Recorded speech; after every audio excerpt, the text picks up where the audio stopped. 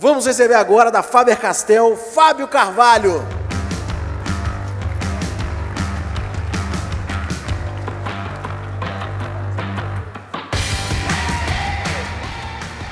Tudo bem, gente?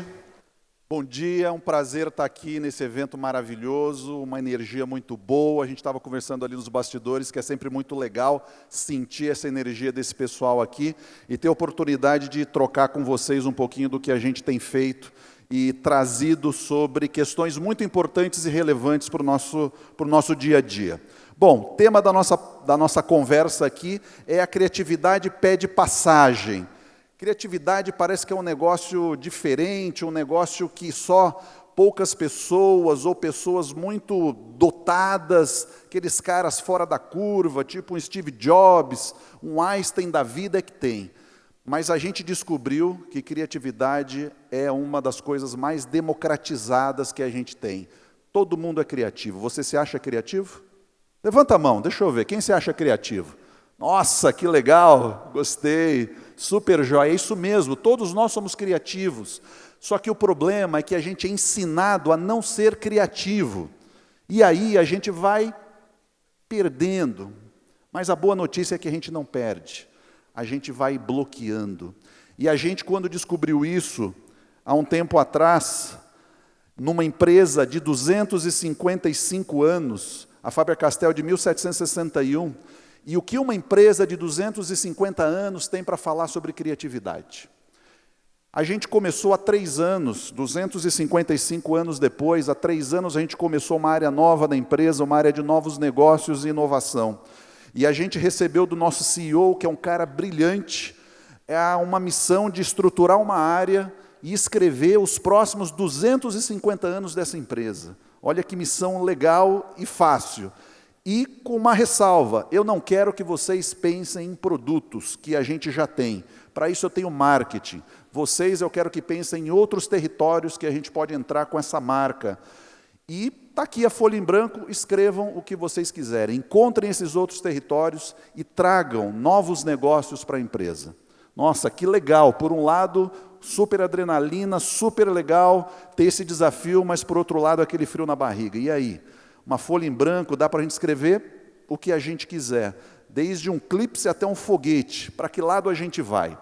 E aí a gente começou a olhar para dentro de nós e fazer um processo de reflexão. A gente fez 2 perguntas para nós. Tá bom, a gente pode escrever os próximos 250 anos, mas que direcionadores a gente vai buscar para isso?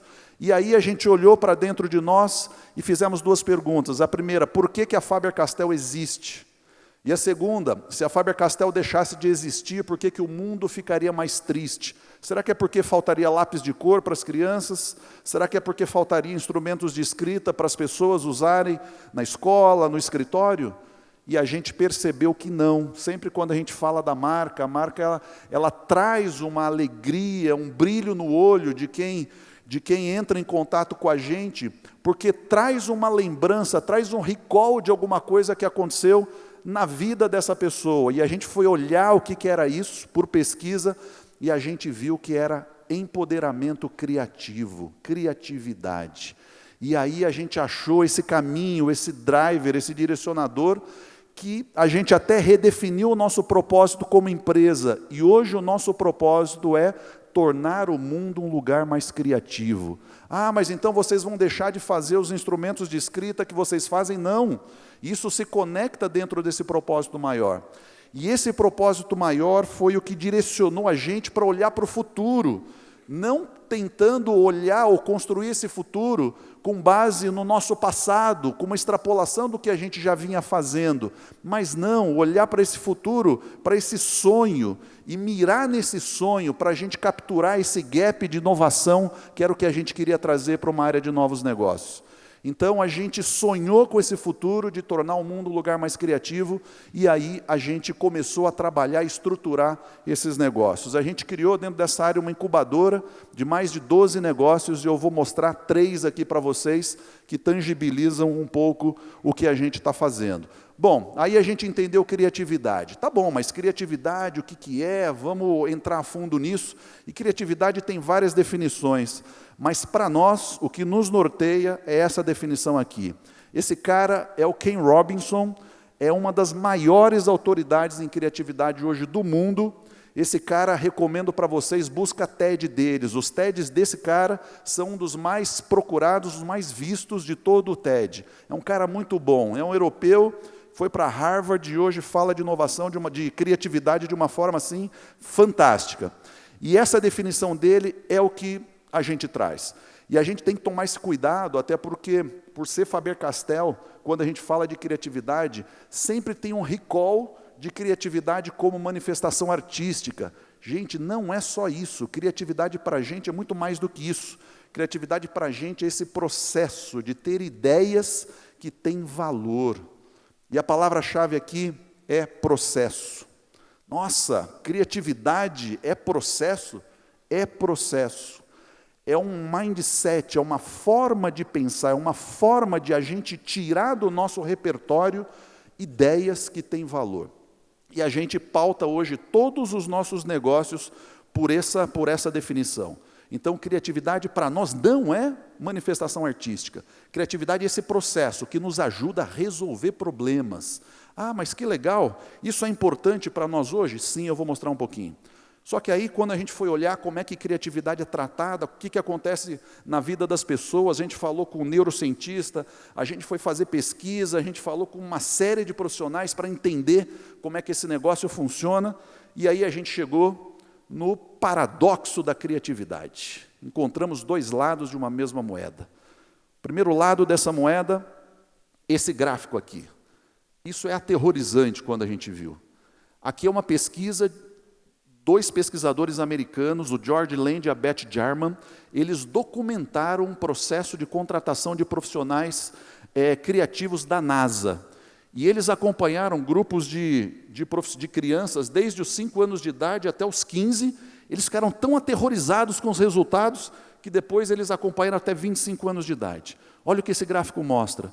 Quando a gente nasce, aos 5 anos de idade, 98% das crianças são criativas. 100%, quase que a totalidade das crianças são criativas. Quando a gente tem 5 anos, dos 98% cai para 30%. Quando a gente tem 10 anos, com 10 anos, 30%. Com 15 anos, cai para 12%. E com mais de 25 anos, só 2% das crianças são criativas. 2% das crianças são criativas, ou das pessoas são criativas aos 25 anos de idade. 25 anos de idade é o quê? Momento de entrada onde? Mercado de trabalho. A gente está entrando no mercado de trabalho, no vale da nossa criatividade. Olha que contundência esse resultado. Mas qual que é o outro lado dessa moeda? Fórum Econômico Mundial. Vou trazer 2 resultados deles aqui. Edição de 2016. Uma das temáticas discutidas era qual era o futuro das profissões. E nesse futuro das profissões, o que eles viram? Eles projetaram quais as 10 habilidades mais importantes para se trabalhar nessas profissões do futuro. Então, 2015, que era um ano antes da pesquisa, criatividade estava na 10ª posição. Criatividade na 10ª posição. E numa projeção 2020, criatividade vai para a 3ª posição. Isso a gente descobriu há 3 anos atrás. 2020 é o ano que vem. É o ano que vem já. Aí, edição do ano passado, eles revisaram e projetaram agora até 2022, de novo, quais são as habilidades em ascensão necessárias para esse mercado de trabalho do século XXI. Criatividade na 3ª posição. Agora, dá uma olhada à 1ª posição. Pensamento analítico e inovação. A gente está aqui num grupo de inovadores, eu não tenho dúvida. Se você veio para esse evento é porque você tem essa visão inovadora. E quando eu perguntei quem é criativo aqui, praticamente todo mundo levantou a mão. Qual é a matéria-prima dos processos de inovação? Criatividade. A inovação acontece quando a gente conecta elementos, ou conecta sinais fracos, ou conecta insights e tem uma ideia legal. Então, a matéria-prima de inovação é a criatividade. Quer dizer, para o número 1 a gente vai precisar ser criativo. Mas vamos em frente. Outro dado. Contratação de CEO pela IBM. Esse é um chart que a gente tem permissão de uso deles. E qual é a habilidade mais... Mas que coisa esse botãozinho. Qual é a habilidade mais importante para um CEO? A número 1, contratação do número 1 da empresa, criatividade. Interessante que integridade está na segunda posição. Tem que ser mais criativo do que íntegro, mas tudo bem. Mas criatividade em primeiro lugar para o CEO, o cara número 1 dessa empresa. O que a gente está querendo dizer aqui? E por que isso acontece? Por que a criatividade decai? E por que o mercado de trabalho está demandando pessoal criativo e criatividade tem essa valorização? Porque a gente sabe, vocês estão num evento de tecnologia, os trabalhos repetitivos vão ser automatizados. Queira eu, queira você, isso vai acontecer.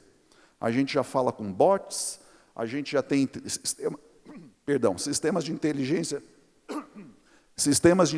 artificial rodando em diagnósticos médicos, em laudos jurídicos, ou seja, trabalho repetitivo vai ser automatizado. E o que vai ser valorizado nesse futuro, que já é o ano que vem e o próximo? Trabalho criativo, profissões criativas, desenvolvimento criativo. E quem tem filhos pequenos, como eu, tem uma pré-adolescente de 14 anos, sabe, já descobriu uma dessas profissões do futuro. Que profissão é essa? Antes era blogueira, depois passou a ser youtuber, agora é digital influencer, e parece que tem já outras denominações mais. Sem criatividade, eu falo para ela, você vai fazer o que da vida numa profissão dessa? Não dá. Você perde relevância no dia seguinte, se você não tiver conteúdo relevante e criativo para falar com a sua audiência. Então, esse futuro, gente, já chegou. E a gente precisa se inserir nele de uma forma bastante clara. Outro dado do próprio Fórum Econômico Mundial. Para 2025, 50% das profissões de hoje não vão mais existir. Vão ser outras, vão ser diferentes. Acabei de dar o exemplo de uma delas. Bom, a grande pergunta, por que criatividade decai? Boa notícia, a gente não perde, a gente bloqueia. Olhando aquele gráfico dos 5 aos 25, tem uma coisa aí no meio, ou tem uma entidade aí no meio, que é a escola. Vamos olhar 100 anos de escola? São imagens de 1910 até 2010. 100 anos de uma prática escolar. Você consegue enxergar o que mudou nesses 100 anos? Eu vejo uma TV ali, eu vejo um computador ali. O que mudou? Quase nada, né? Opa, quase nada. Quase nada mudou. A lógica é exatamente a mesma. Qual é a lógica? Crianças enfileiradas, alguém falando num nível de relação vertical e não horizontal, as crianças ouvindo, e hoje com os nossos smartphones, com os nossos digitais da vida, o acesso à informação não necessariamente precisa passar, ou ao conhecimento precisa passar por um instrutor nessa relação verticalizada. Então, essa é uma discussão que não é Brasil, gente. O mundo inteiro está tendo essa discussão, capa de Time. Como que a gente forma um aluno para o século XXI com uma estrutura que ela foi organizada lá no século XIX, onde os professores são do século XX, ensinando crianças do século XXI. Está descompassado o negócio. E quando a gente olhou isso como marca e tendo o nosso propósito de criatividade por trás, a gente falou, gente, nós estamos achando aqui um oceano azul, um negócio que precisa ser trabalhado por alguém que tenha asset, que tenha reputação de marca para entrar nesse ecossistema. E aqui não é uma crítica, né, ao sistema, ao nosso sistema brasileiro, é uma discussão mundial. A instituição escola está sendo mundialmente discutida, e outras coisas estão sendo trazidas, só que assim, as pessoas estão aflitas, porque não se sabe como. Como a gente transforma esses 100 anos? Em 100 anos não transformou. Como que a gente modifica essas coisas? E é aqui que a gente entra. Então, um outro detalhe, O Brasil já está avançado em relação a essas discussões, por mais que a gente tenha problemas. Tem um negócio que chama Base Nacional Comum Curricular.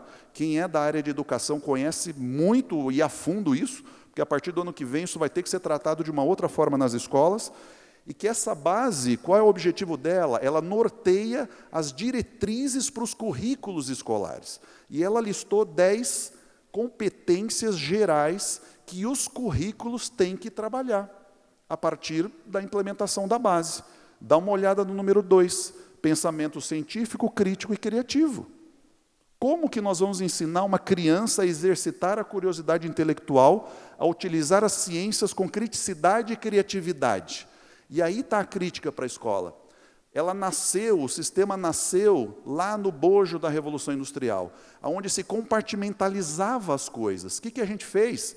A gente engavetou os conhecimentos, matemática, geografia, história, linguagem e por aí vai.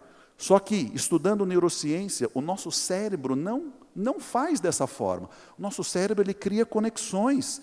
Quando a gente compartimentaliza as coisas, a gente ensina o nosso cérebro a pensar compartimentalizado. E aí eu estou vendo alguma coisa em geografia que eu poderia ter uma conexão com matemática, por exemplo, a gente foi ensinado a não fazer essa conexão. E aí a escola, olhando isso, pega, por exemplo, o número 9.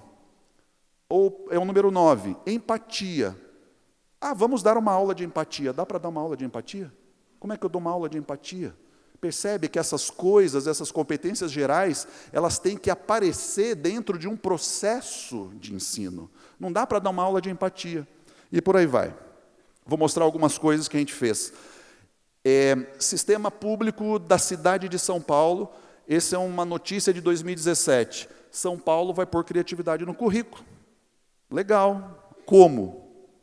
Percebe a dificuldade? Super legal, está alinhado com o BNCC, mas como? Como vamos colocar?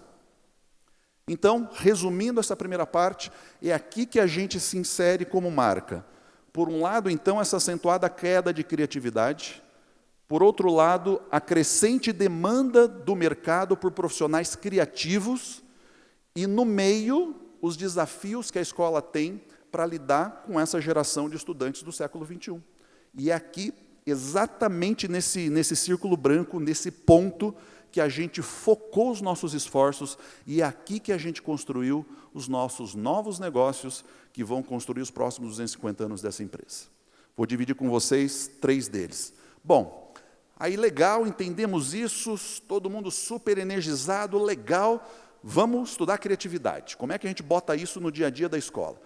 Olhamos os grandes centros de referência no mundo, Itália, Reggio Emília, Estados Unidos, Stanford, toda a influência de IDEO, de Design School, e aterrizamos nesse lugar. MIT, Media Lab. Media Lab vocês conhecem muito bem, é lá onde as tecnologias nascem. Só que tem um departamento ali dentro, que tem um nome muito curioso, que é esse aqui, ó, Lifelong Kindergarten. Lifelong Kindergarten. Alguém conhece esse departamento? Algumas pessoas conhecem. Uma tradução grosseira para o português, Jardim da Infância para toda a vida. O que uma escola de pós-graduação, MIT é só pós-graduação, pós-graduação, dentro de um departamento, estuda como práticas do Jardim da Infância para toda a vida. Esse lugar é esse. Aqui nesse lugar nasceu Lego Mindstorms, nasceu linguagem de programação Scratch, quem é da área de educação conhece, programação em blocos para crianças, e uma série de outras metodologias, entre elas, um negócio que chama Creative Learning, aprendizagem criativa. Guarda esse nome, porque você vai ouvir falar muito e muito desse nome daqui para frente. Essa é uma grande estratégia de ensino para realmente a gente trabalhar a criatividade de uma forma efetiva, dentro e fora da sala de aula. Quando a gente aterrizou aqui e a gente enxergou essas possibilidades, putz, é isso que a gente quer fazer. Dá uma olhada em como é esse espaço físico, organizado. Porque depois vocês vão ver o que eu vou mostrar do que a gente fez e vai trazer esses elementos. O que a gente tem aqui? Uma área de colaboração no meio, materiais não estruturados aqui para prototipação, uma escola de pós-graduação no MIT Media Lab. Tecnologia, impressora 3D, eletrônica, robótica e tecnologia de exposição. E Legos, vários e vários tijolinhos de Lego para prototipação. O que os caras acreditam? Quando a gente prototipa, quando a gente coloca a mão na massa, e aí a gente gosta de brincar, essa é a melhor tecnologia digital que a gente tem.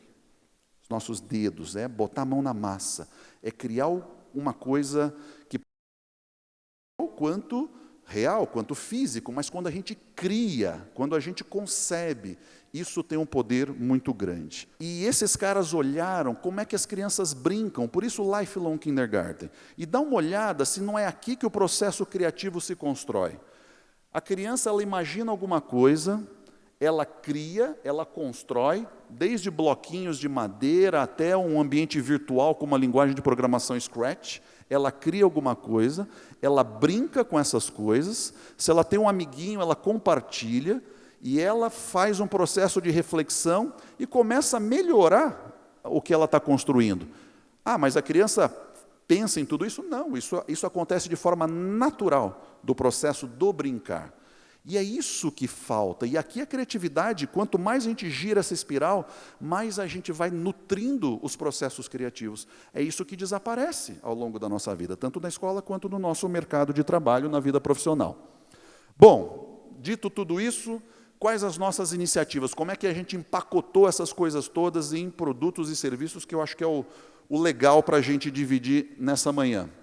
Primeira coisa que nós fizemos, criamos o primeiro espaço Faber-Castell de criatividade e inovação no Shopping Marketplace em São Paulo, para ser um flagship dessas ideias. Um espaço de 800 metros quadrados, onde durante a semana as escolas levam os alunos e pagam, fazem um passeio pedagógico, pagam, e lá a gente cria uma jornada com essas crianças que eu vou mostrar um pouquinho para vocês.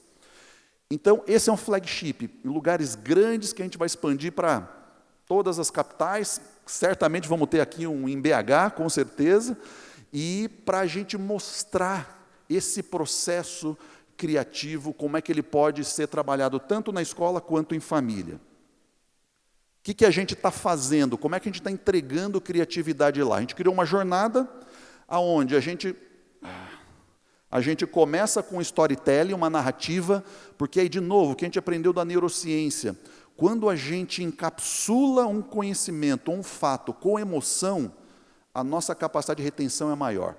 Muitos de nós talvez não lembrem o que comeu ontem no almoço, mas certamente, hoje é dia 13 de setembro, certamente todo mundo vai lembrar aonde estava, o que estava fazendo no dia 11 de setembro de 2001, certo?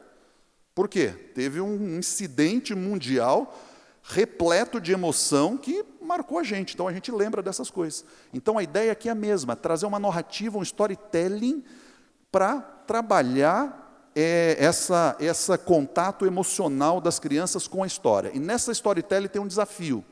Aí o que a gente faz? Para resolver esse desafio, a gente entra com ferramentas de design thinking.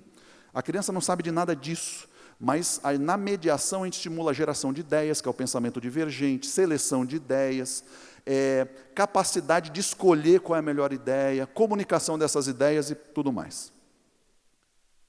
E por último, finaliza com a construção de um protótipo físico, mão na massa daquilo que está sendo falado. Só para vocês verem, são imagens desse espaço. Então, lembra que eu comentei? Dá uma olhada nessa imagem aqui, como ela tem toda aquela lógica lá do Lifelong Kindergarten, né? Um espaço colaborativo e materiais não estruturados à disposição para a gente treinar e treinar e treinar esse processo criativo. Qual é a nossa entrega? É o protótipo que elas vão construir com material não estruturado? Não, a nossa entrega é esse processo, é criar esse mindset nessas crianças para trabalhar a criatividade de uma forma diferente. Aqui também, então, como é que as coisas acontecem? A gente criou aquele grupo de personagens, que é o Esquadrão Eureka, para a gente fazer toda essa jornada. Então, eles estão metidos em desafios, em brincadeiras, e eles contam essa história e coloca um desafio para as crianças, depois elas vão para a sessão de Design Thinking, e depois tem mão na massa, e por último a gente filma essas crianças, pega esses vídeos, manda para a escola, manda para as famílias, para que esse processo criativo seja resgatado em outros momentos. Mas é só criança? Não, a gente faz com adulto também, capacitação corporativa, tanto para empresas quanto para grupos de profissionais. Então, mais de 15 empresas já passaram com a gente, claro, com uma outra rotina, com um outro método, mas trazendo criatividade através de aprendizagem criativa. Mais de 500 pessoas já passaram por esses treinamentos e capacitações em criatividade lá no nosso espaço, e isso nos deixa sempre muito, muito felizes. Ah, mas e o outro negócio, como que a gente vai para dentro da escola? A gente pegou essa ideia do espaço grande, do flagship, criamos um pocket disso, estamos entrando dentro das escolas. Dante Alighieri e Mackenzie são 2 colégios que foram as unidades piloto, que há 3 anos nós implementamos esses projetos lá dentro. Qual que é a lógica? A mesma. Só que agora, ao invés de 3 horas que as crianças ficam lá no espaço do shopping, elas vão trabalhar toda a semana com esses conteúdos, embarcados no currículo. Essa é a grande sacada, não é contraturno, não são professores Faber-Castell que vão lá, não.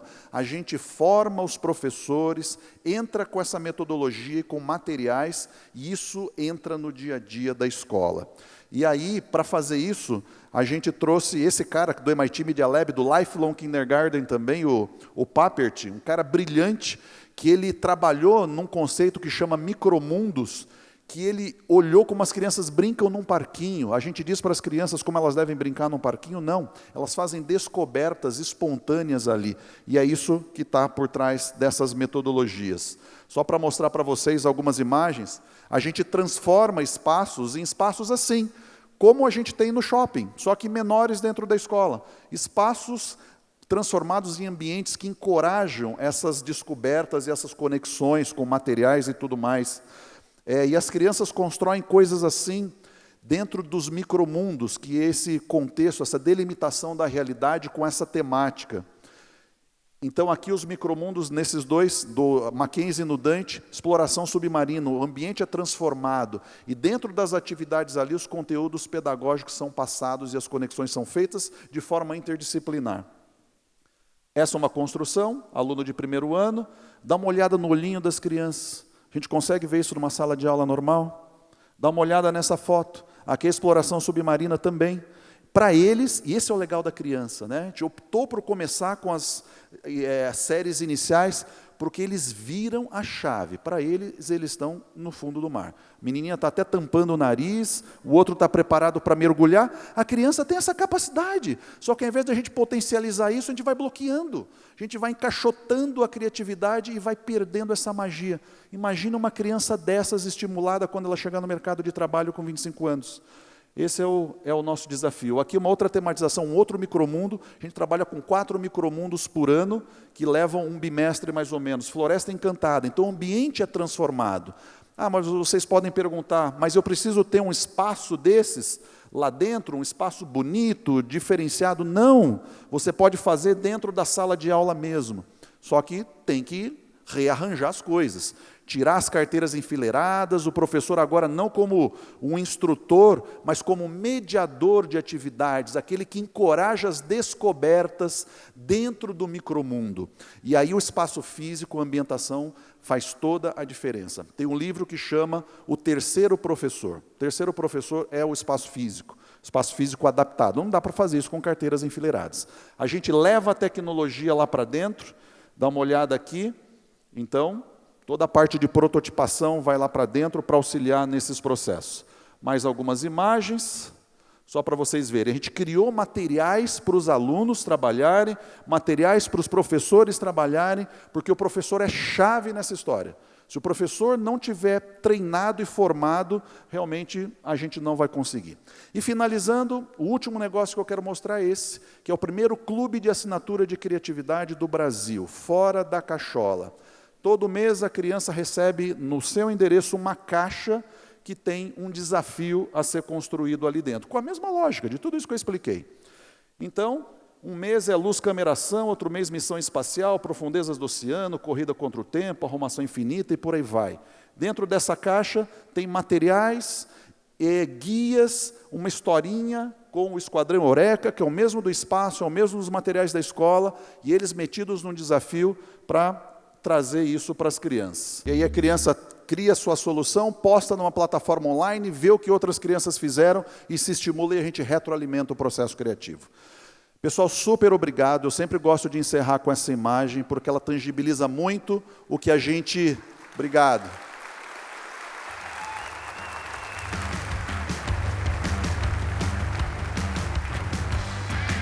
Super obrigado, gente. Tangibiliza o que a gente crê. Crianças criativas vão se tornar em adultos inovadores. Guarda isso no coração e leva para a sua vida. Obrigado, gente. Tchau, tchau.